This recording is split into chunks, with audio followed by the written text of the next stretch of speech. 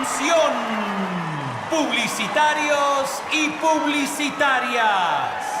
Con la celeste en el pecho y los guantes en la mano, golpea con visión, pelea con estrategia, cambia la cancha por el ring. El presidente de la Asociación Uruguaya de Fútbol, con ustedes, Nacho Alonso.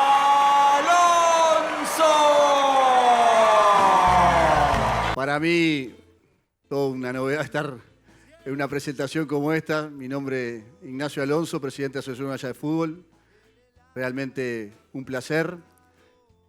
El ambiente, la escenografía me hace recordar mucho a las actividades de las que provengo.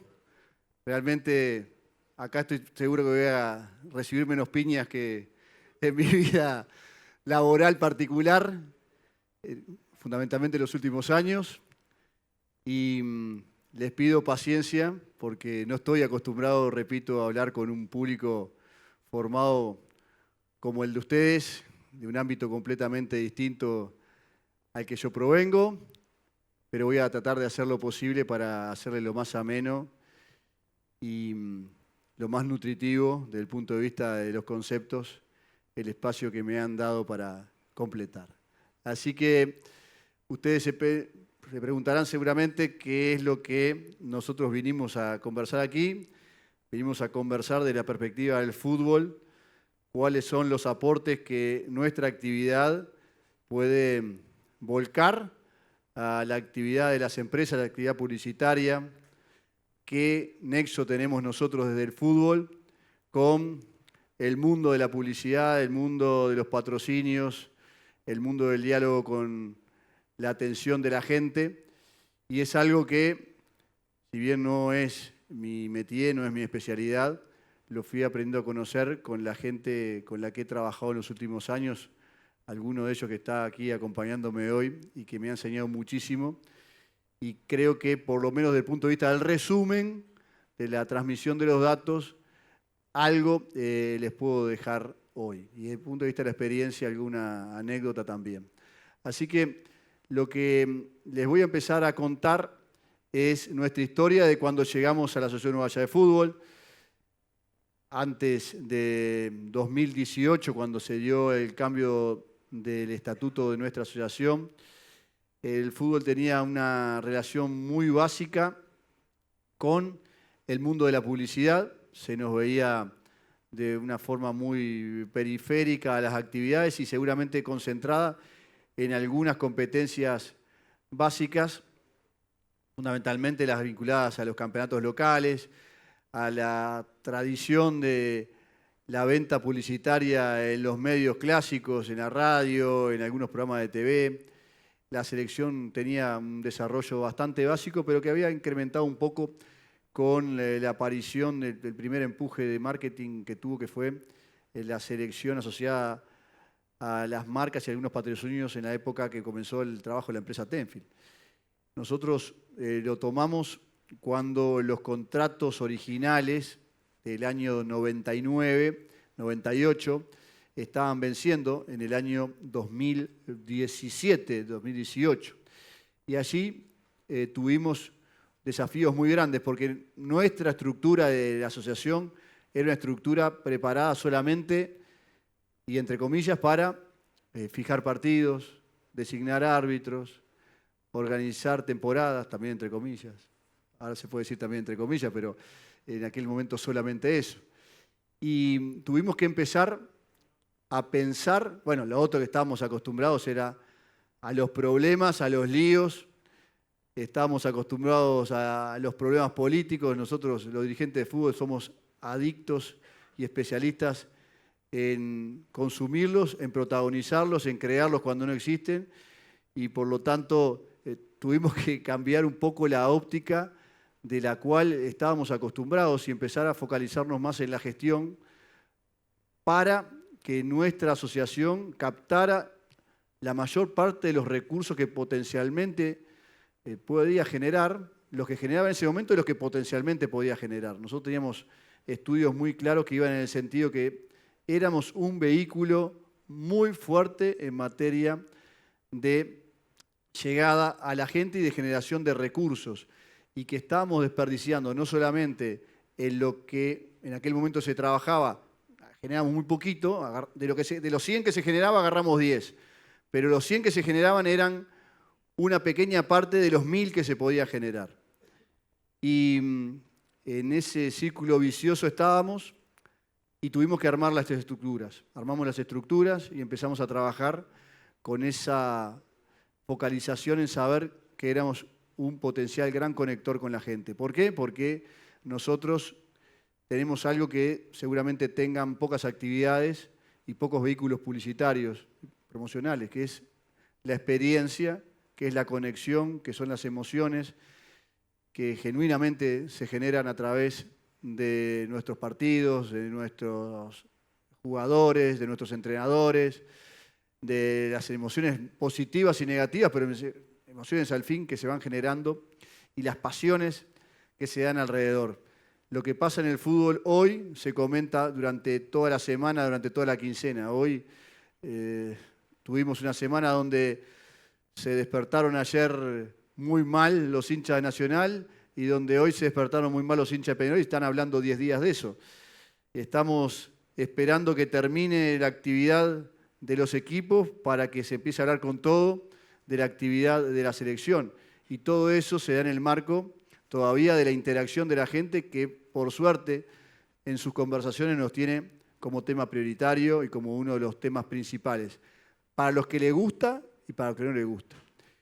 Esa pasión, esa emoción que se genera, nosotros sabíamos que es una fuente de traslado de mensajes y entre ellos los publicitarios. Y ahí, con esto, nosotros pudimos llegar a un número básico en aquel año 2018 que se generó desde la liberación de los contratos en el 2017, 20 años de contratos aproximadamente, contrato muy largo. Ahí empezó a desarmarse toda aquella estructura de contratos originales del 99 y que ahora terminó, y eso lo hablaremos después, en el 2025 con la licitación de los derechos del fútbol uruguayo. Aquel momento llegamos a tener 10 patrocinantes. Para nosotros era todo un hito. Y habíamos logrado atraer al Uruguay una oferta muy importante de un patrocinador técnico líder como Nike. Estábamos seguros que habíamos comenzado un camino que no tenía retorno y que sí o sí nos iba a llevar a grandes resultados desde el punto de vista económico y también desde el punto de vista reputacional en la conexión con la gente y en el punto de referencia como institución también en la sociedad. Hoy, después de 8 años de trabajo, nosotros tenemos 29 contratos de patrocinio. Hemos podido multiplicar por 3 la facturación que teníamos desde nuestros canales por los patrocinadores, por el espacio publicitario que también fuimos creando. Nosotros, todos los contratos que hoy tenemos con empresas son todos empresas de primera línea que quieren apostar a la experiencia de la gente con el fútbol, que apuesta a la emoción, que no se queda con el formato anterior, que apostó a dejar de lado el formato del enlatado, sino a ir, como hace nuestro equipo, como un sastre, trabajando a medida, de acuerdo a cada caso, a cada perfil de empresa, a cada mercado, a cada perfil de consumidor potencial, a un trabajo que usa la imagen de la selección, que usa la imagen de nuestros activos, con ese ajuste a la medida de nuestro cliente y del mercado. Y en eso fue muy importante, reitero, el armado de un sector de nuestra asociación, de un área de nuestra asociación, que hoy, por suerte, también está conformado por más gente de lo que estaba conformado antes, que es una usina de ideas permanente, que se acerca al cliente, que interactúa con él, que propone, que escucha y que es fuente de orgullo genuino de la asociación. Ya no solo somos lo que éramos antes, ya tenemos todo un área que habla otro idioma completamente distinto al que hablaba el mundo del fútbol hasta hace pocos años. Entonces, eso repercutió en nosotros desde el punto de vista económico. Y al repercutir desde el punto de vista económico, también fue repercutiendo en los resultados de poder colocarle al sistema de fútbol más recursos. Y al poder colocarle al sistema de fútbol más recursos, a pesar de que le enviamos de la selección a los equipos, que no es lo que se hace en el mundo, ¿no? Porque el mundo hoy separa claramente. El dinero de la selección tiene que ir a desarrollo, tiene que ir a selecciones juveniles, tiene que ir a todo lo que es la estructura de las propias selecciones para seguir siendo competitivos en el mundo. Pero nosotros, como tenemos un país muy especial y teníamos un rezago enorme, que seguimos teniendo en buena parte, pero en aquel momento era mucho más marcado, era mucho más fuerte el rezago que teníamos que apostar a usar estos recursos para poder intentar otra cosa que para nosotros era clave en nuestro sistema futbolístico y en nuestra sociedad. Porque la selección es un gran vehículo de emociones, es un gran generador de emociones, de pasión, pero es de baja frecuencia. La selección no juega todos los fines de semana, a veces no juega todos los meses, a veces juega cada 2 meses, a veces cada 3. Nosotros necesitábamos apostar también a lo que es el fútbol de cercanía, el de la pasión del barrio, el de la pasión de la familia, el de la pasión de la emoción de los fines de semana, de nuestras identidades básicas, que es la nueva camiseta de cada uno de nuestros clubes. La del campeonato uruguayo, la del campeonato de la B, la de la participación de los equipos en las copas, la de la representación de nuestro país a través de las camisetas tradicionales de nuestro fútbol fuera. Y eso requería un diseño para adelante, demasiado tiempo para adelante. Nosotros cuando empezamos miramos para adelante lo que, en términos de cuándo terminaban los contratos que nos vinculaban con, en este caso con la empresa Tenfield en el campeonato local, y veíamos que era demasiado tiempo por delante. Decíamos, ¿cómo vamos a aguantar todo este tiempo sin cambiar el contrato? Que para nosotros era un must, era un deber poder cambiarlo. Teníamos 2 posibilidades. O lo negociabas en el medio de ese tiempo, que eran 7 años, que parecía de baja probabilidad el evento, o inventabas cosas, generabas un diseño para poder llegar al último año con la fortaleza suficiente para renegociar y para licitar. Y terminamos eligiendo este camino. Los años pasaron bastante más rápido de lo que nosotros pensábamos que iban a pasar, pero dentro de esos 7 años recibimos, como por suerte no estamos recibiendo en este ring, todo tipo de piñas, todo tipo de piñas.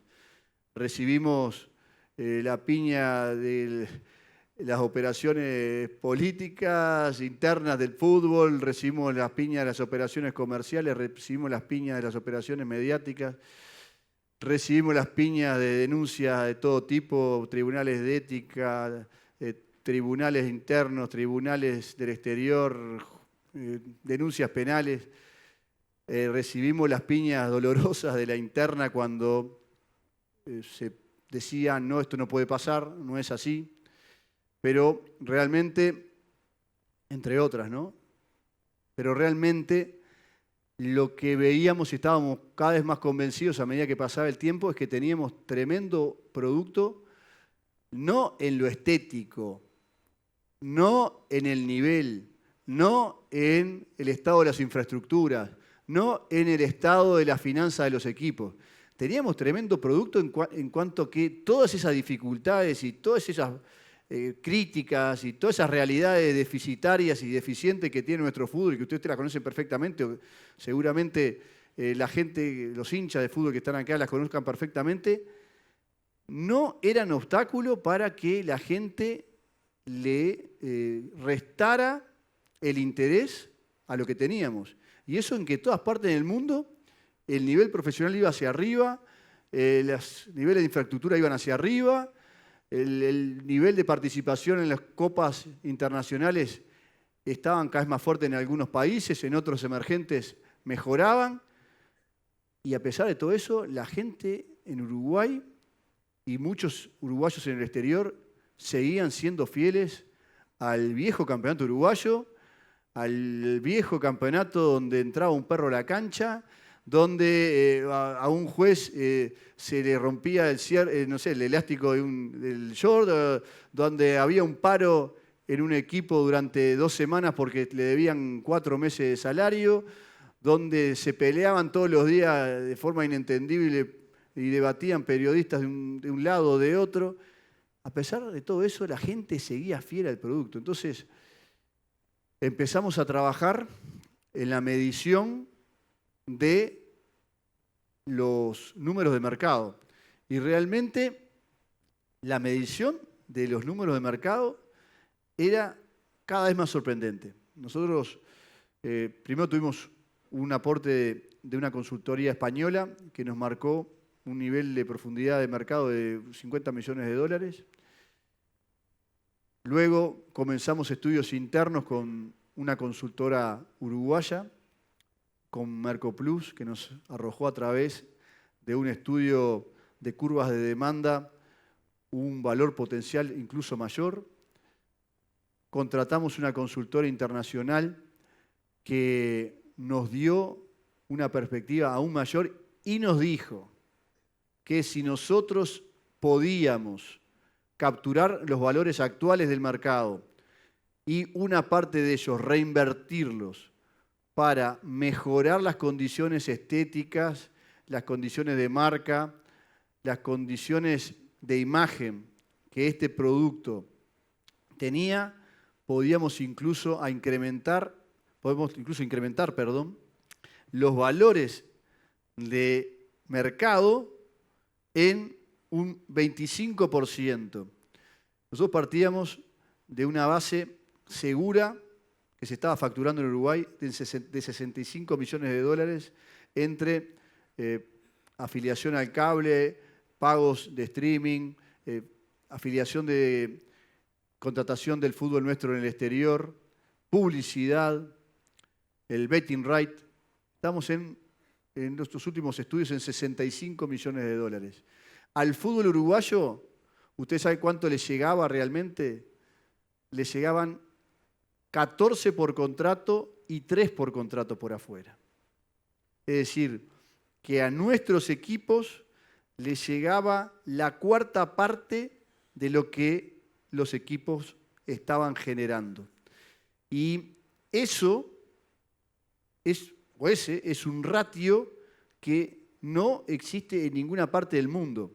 En el mundo en general, a los equipos, a los organizadores, les toca un 70% aproximado de lo que facturan. El resto, naturalmente, va en costos de puesta en escena, va en comisiones, las comisiones correspondientes de las agencias, va en producción.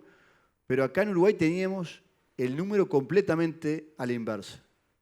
Es decir, a los clubes le quedaba menos de lo que le quedaba a los intermediarios en el mundo y a los intermediarios productores le quedaba 2/3 partes o más de 2/3 partes. Estábamos completamente en el otro polo del mundo eficiente.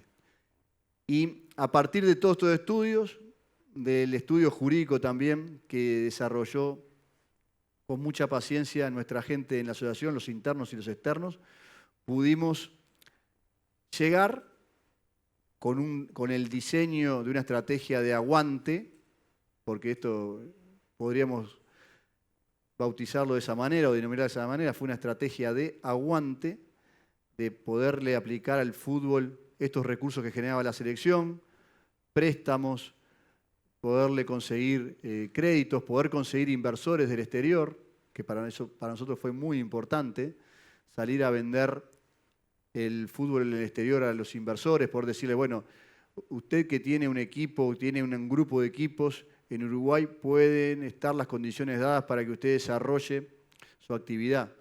Yo sé que esto fue muy polémico y que fue un poco en el contrario de lo que han sido nuestras mejores tradiciones en materia futbolística, en cuanto a que sentimos mucho la identidad, la pertenencia y que sentimos como propia nuestras instituciones. Pero realmente el modelo estaba completamente obsoleto y estaba completamente financiado por esto mismo. Porque como los dirigentes, y yo soy uno de ellos que vengo de la época anterior, le podemos dedicar 1 hora, 2 horas, 3 horas a la administración de una actividad que es cada vez más profesional, estábamos siempre en desventaja con los que realmente son profesionales, que eran los que se quedaban con este 70%. Entonces, muchas veces nosotros somos los que teníamos la urgencia de salir a pagar los salarios, a los que nos hacían los palos, que teníamos que salir a pagar los ómnibus para ir al interior, los que teníamos que salir a bancar las estructuras, con 2 horas por día, 3 horas por día después de nuestro trabajo, y sin embargo, cuando teníamos que ir a negociar, las contrapartes eran todas profesionales y naturalmente nos iban a dejar siempre como perdedores en las negociaciones. Y no digo solo las comerciales, digo también cuando como dirigente uno salía a pelear una transferencia de un futbolista y se encontraba que del otro lado había un agente FIFA, un contratista, entre comillas, full time, que sabía de nuestra desesperación por hacernos de caja porque teníamos un vencimiento dentro de 3 días, sabía de nuestras debilidades estructurales y naturalmente tomaba ventaja legítima de ella, dejándonos más hundidos todavía en el círculo vicioso de la actividad. Y esto lo pudimos también en parte amortiguar con la captación de inversiones para el Uruguay, que es un país que desde el punto de vista de la reputación internacional es muy fuerte. Tiene, como ustedes saben, una muy buena publicidad en cuanto al respeto de los contratos, en cuanto a la estabilidad, y tiene muy buena reputación también en la formación de jugadores. Y vinieron muchos a invertir en Uruguay. Hoy, los primeros 5 lugares de la tabla están ocupados por equipos que transformaron sus estructuras, y el último campeón, que es el Racing Club de Montevideo, la transformó en el 2020 y pudo hacer que un gran equipo, uno de los líderes del fútbol mundial como el Bayern Múnich, se acercara a invertir en Uruguay, en Racing, y hoy es campeón. Y hoy cuando ves las tablas de juveniles, está primero, segundo en varias de las categorías. Entonces, esto que se da en Racing, que es el campeón actual y por eso lo grafico, se está dando también en otros equipos como Albion, como el City Torque, para no dar muchos nombres más y volver al nodo de la charla. Todo eso nos ayudó mucho. En el medio esa estrategia de aguante nos dio resultado. Y llegamos a un resultado que a nosotros nos superó en las expectativas respecto a lo que teníamos pensado cuando terminó esta licitación. La licitación nos arrojó que la facturación de 65 millones de dólares se reflejó en cada uno de los puntos en los que habíamos abierto por rubro la licitación. La abrimos en 6 lotes, que fue toda una batalla, y en esos 6 lotes nosotros pudimos reflejar una facturación de 67 millones de dólares, que luego de la producción, luego de otra serie de costos que tiene adentro, terminamos repartiendo entre los clubes, entre los sectores, aproximadamente unos 58 millones de dólares, para ser más precisos. Y ese fue el resultado final de un proceso muy largo, que hubo que ponerle mucha estrategia, mucha paciencia, que hubo que ponerle mucho la cara y el corazón, pero que gracias al sentirnos vehículo de transmisión, generación de pasiones y de emociones, como había sucedido con la selección, pudimos concretar. Y hoy estamos mirando la siguiente etapa, que es la de cuidar esto, que seguramente a partir de los próximos meses la podamos empezar a caminar con nuevos reglamentos de fair play financiero, nueva búsqueda de inversores para las instituciones, la inversión en las infraestructuras, para que no sea una aventura ir a la tribuna visitante, no voy a decir de ningún estadio, pero de los estadios de los equipos menores, una cantidad de ellos, de que la gente pueda pasar una mejor experiencia, de que las canchas estén en buen estado y todo lo que encierra una liga normal. Para eso, naturalmente, vamos a necesitar ponerle mucho conocimiento otra vez, elevar y cambiar las estructuras internas, porque ya las que tenemos no nos dan, a nosotros no nos da ni siquiera la funcionalidad de nuestra sede para poder desarrollar las tareas, y nos va a encontrar en una etapa que creo que va a ser muy interesante para nuestro fútbol. Fútbol que también tiene una cantidad de posibilidades y que a partir de las cosas que están pasando hoy, aunque a alguno le pueda parecer un poco surrealista, nos va a permitir en el próximo Mundial de 2030 tener, ahora decir un partido, yo creo que nos va a permitir tener bastante más de un partido. Ayer la FIFA estaba anunciando, no anunciando, pero sí habían algunas fuentes de información que estaban diciendo que ya la FIFA está considerando hacer la edición especial del Mundial en 2030 con algunos participantes más. Y eso nos va a permitir a nosotros pensar en tener más de un partido aquí en Estadio Centenario. Yo diría que la apuesta es tener una serie. Y si eso pasa, otra vez vamos a ser centro de miradas en el mundo. Y hay que aprovecharlo. Y ahí hay una gran oportunidad. Otra vez, nosotros como medio, ya no para reflejarnos como referente de nuestra sociedad, sino para poder mostrar a nuestro país fuerte en el mundo. Tener el sorteo en 2029 del Mundial también es el evento con el partido inaugural, con las semifinales, con la final, el más visto en lo referente a una Copa del Mundo. Una cosa extraordinaria que seguramente, y estamos peleando para que eso se dé con el gobierno nacional, con la Conmebol, con las demás federaciones que trabajan con nosotros aquí en Argentina y Paraguay, para que se pueda dar acá en Punta del Este. Y también va a ser, como les decía, una gran fuente de transmisión, de conexión con la ciudadanía, con el público y con el mundo.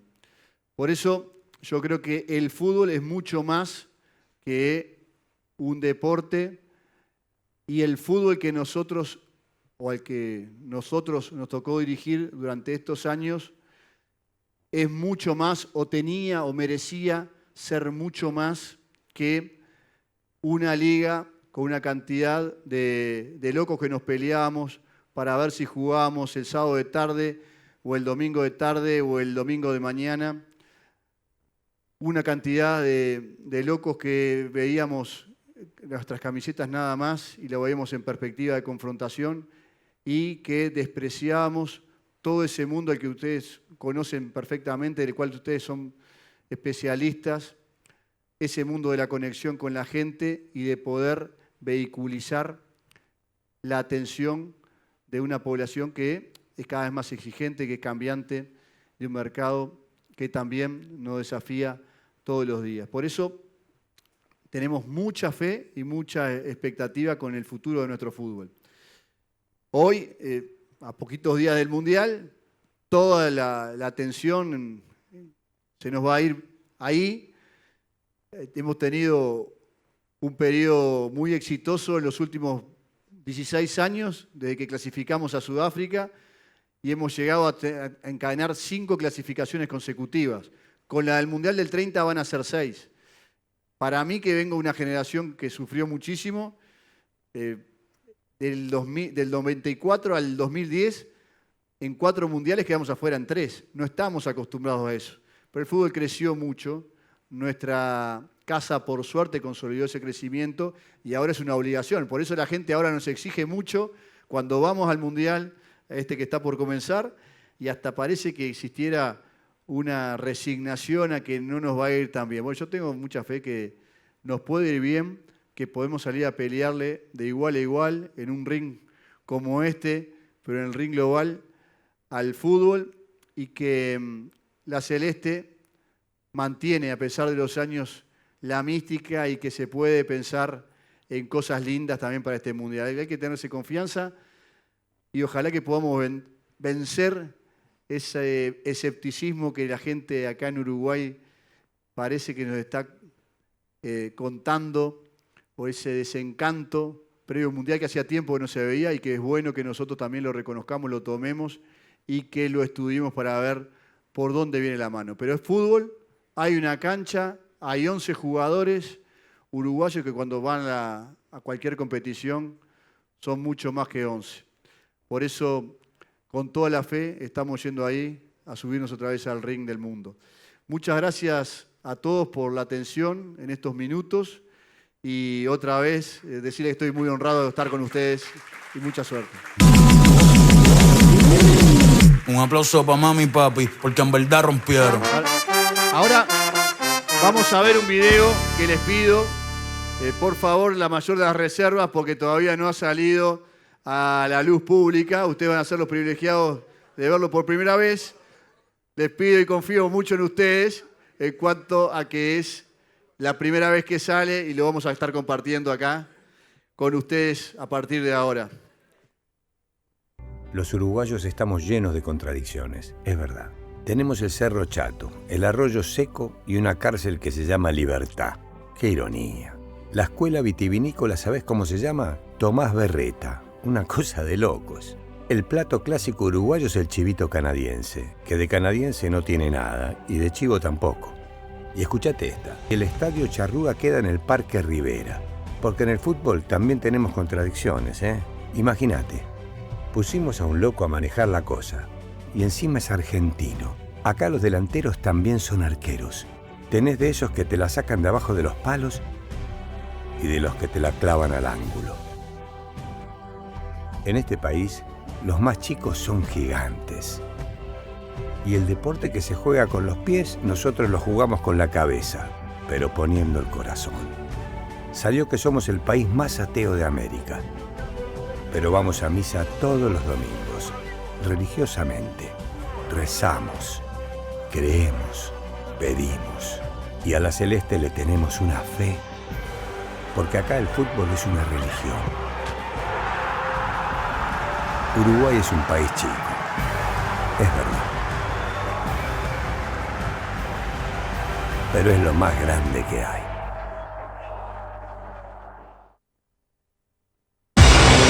Isla de flores, Ahora sí, la última. Yo le voy a pedir que se fijen abajo de su asiento a ver si encuentra algo. Y el que encuentre un sobre, le pido que se acerque acá al ring. isla de flores, tan angostina, mi callecita, costa del mar, en tus casuchas nacieron todos, los Fíjate que adentro. más bellos del arrabal. Canto por son o songa vale la pena. Puede cantar milongas o cantar plenas, porque la copla dice que el canto empieza cuando el canto de todos se le endereza. Venga el canto a su fuente, viva la ¿Vas a sombra controlar? del que la está bien. tiene enfrente, mas no la Fíjate si está adentro. Premio, si no te Parque de los Aliados, Rambla, Es la posta, Calles del Prado, Cuernos de Y está agotada, creo que Marco me dijo hoy que está agotada la camiseta. Creo que en un par de días, la semana que viene se repone. Creo que sí. Bueno, muchas gracias.